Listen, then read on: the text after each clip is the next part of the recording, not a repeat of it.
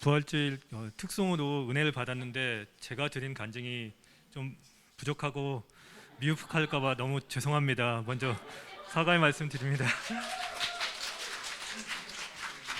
샬롬. 저는 하나침례교회 비전 주 함께 하시면 세론 김민수입니다. 저는 감리교회에 다녔으며 세례와 입교를 한 교인이었습니다.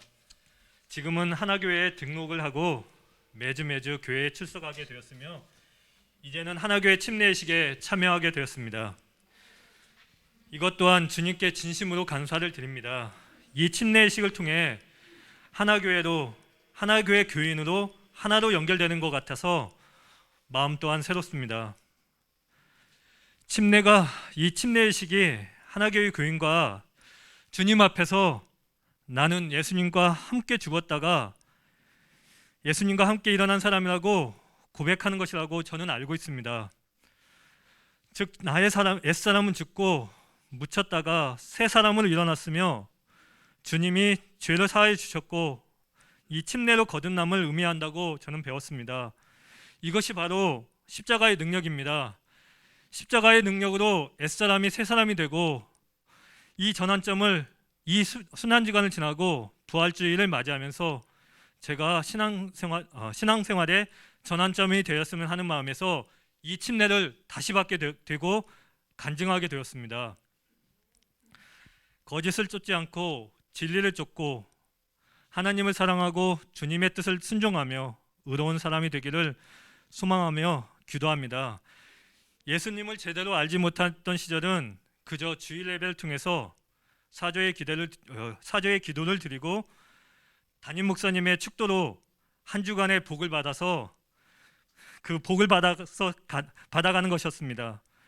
교회의 봉사도 일이었으며 의무로 느끼며 하게 되었습니다.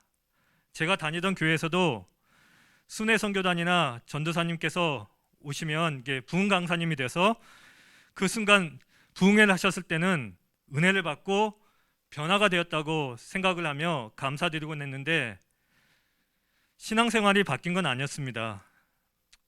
쉽게 말하면 썬데이 크리스찬의 전형적인 모습이었습니다.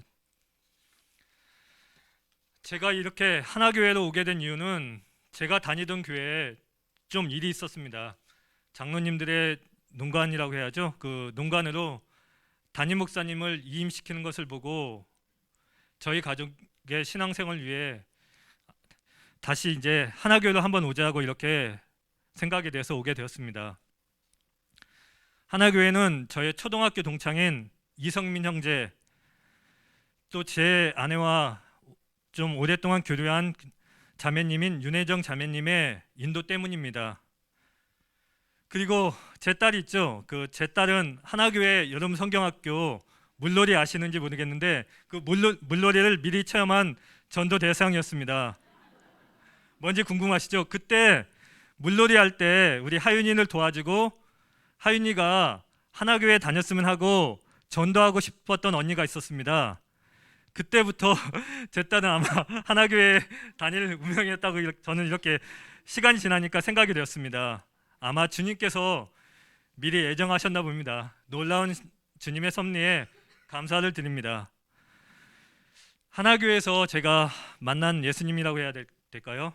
저는 이번 부활주의까지의 사순절 기간이 참 의미가 깊었습니다.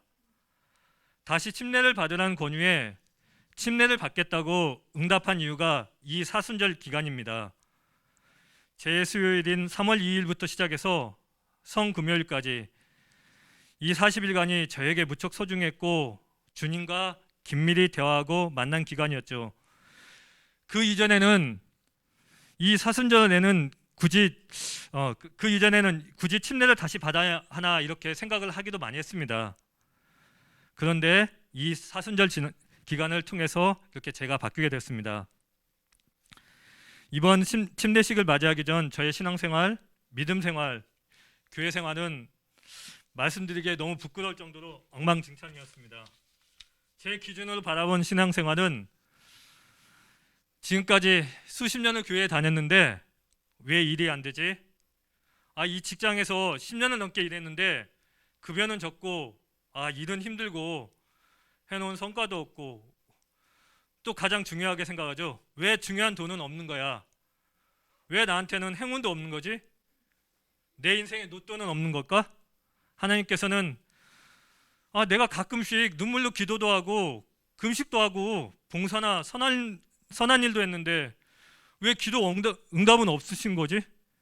왜 축복은 안 주시고 왜 힘들게만 하시지? 내가 매달 내야 되는 고정비에 차 수리비며 카드 결제, 그런 고지서에 머리가 아프고 편두통에 쓴물이 올라오기도 하는데 왜 나를 이렇게 힘들게만 하시지? 주님께서 저희 집에 금송아지 하나만 주시면, 이거 하나만 주신다면 거기서 10의 반을 11조로 드리고 어려운 사람 10명을 골라 내가 도울 텐데, 주님, 나보다 믿음도 안 좋아 보이고 안 좋은 일도 하고 안 좋은 데도 가고 그런 사람들은 일도 잘 풀리고 승승장구하는데 또 잘 먹고 또 잘 살고 이렇게 돈으로 시간을 사서 주중에도 여행도 가고 자녀들과 멋지게 사는데 그렇게 사는 것 같은데 하며 저는 불평을 하며 신앙생활이 아닌 세상살이에 젖어 있었습니다. 그러다가도 이건 아닌데 하는 생각이 날 때가 한 번, 두 번 이렇게 계속 왔습니다. 주님께서 말씀하신 것 같았습니다. 손을 내미시는 것 같았죠. 그러면서 제 자신이 진지해지기 시작했습니다. 이렇게 하나교회에 오면서 예배를 드리는 태도가 달라지기 시작했습니다. 설교 시간이 길거나 지루하지도 않고 그렇게 전에는 지루하게 느껴졌던 그 설교가 집중하게 되면서 메시지를 제가 적게 되었습니다. 그리고 성경도 읽게 되고 거기서 말씀이 저에게 와서 생각을 변화시켜 줬습니다. 집에서도 아내가 듣는 간증이나 찬양을 같이 듣게 되고 조금씩 좋아하던 TV나 영화, 스포츠 중계에도 흥미를 또 관심이 얻게 되었습니다. 교회에서의 모습도 아주 조금씩 변화되는 것 같았습니다. 주일 예배와 셀 모임을 통해서 또 비전 형제들과의 교제를 통해서 서로를 알아가게 되고 기도도 하게 되고 조금씩 어색했던 예배 분위기도 은혜를 받으며 찬양하며 기뻐하는 저의 모습을 스스로 발견하게 되고 놀라게 되고 하나님께 감사드리게 되었습니다. 다시 침례를 받는 것을 통해 새로워진 마음과 기대는 베드로전서 2장 24절입니다. 주가 친히 나무에 달려 그 몸으로 우리 죄를 담당하셨으니 이는 우리로 죄에 대하여 죽고 의에 대하여 살게 하려 하심이라. 그가 채찍에 맞음으로 너희는 나음을 얻었나니. 이 말씀입니다. 예수님이 전부라는 거죠. 세상이 전부입니다. 우리 죄를 담당하셨죠. 죄와 사망의 법에서 생명의 성령의 법으로 바꾸셨습니다. 거기에다 주가 채찍에 맞음으로 우리는 병고침에 은혜까지 받았습니다. 제가 다시 침례를 받게 되는 것은 이것입니다. 바로 신앙의 전환점이 된 것입니다. 이것을 알게 해주신 분도 바로 주님이십니다. 주님의 십자가의 사랑이 저를 변화시켜서 생각의 변화를 주고 바뀐 생각은 행동을 바꿀 것이고 내 인생이 바뀔 것이라고 믿고 있습니다. 이제는 주인님을 바로 바꾸겠습니다. 바로 사단, 돈, 명예, 정욕을 탐하는 것이 아니라 내 본 마음에 거하는 진짜 하나님의 영으로 주인을 바꾸겠습니다. 침례와 함께 새로운 인생을 살게 해주십시오. 은혜를 주시옵소서. 주님을 만나고 침례를 받음으로 제 인생이 바뀌었습니다. 이렇게 선포하게 될 것입니다. 저는 하나님의 사랑을 받으려면 주님의 뜻대로 살아야 하며 진리가 아닌 길은 가지 않아야 된다는 것을 정확히 침례를 준비하면서 배우게 되었습니다. 나는 어떤 사람인가 물어보게 되었으며 내가 필요해서 내 뜻으로 내가 원하는 곳에 가는 것이 아니라 하나님이 원하는 곳에 가는 것이라는 것을 알게 되었습니다. 제가 지금 오늘 다시 침례를 받을 수 있게 해주신 것과 하나교회와의 만남이 그 하나님의 정확한 계획이셨으며 축복이었다는 것에 감사를 드립니다. 이제 어디에 있어도 저는 두렵지 않습니다. 하나님을 의지할 수 있고 축복받는 곳에 왔으니까요. 내게 능력 주시는 자 안에서 내가 모든 것을 할 수 있느니라. 아멘.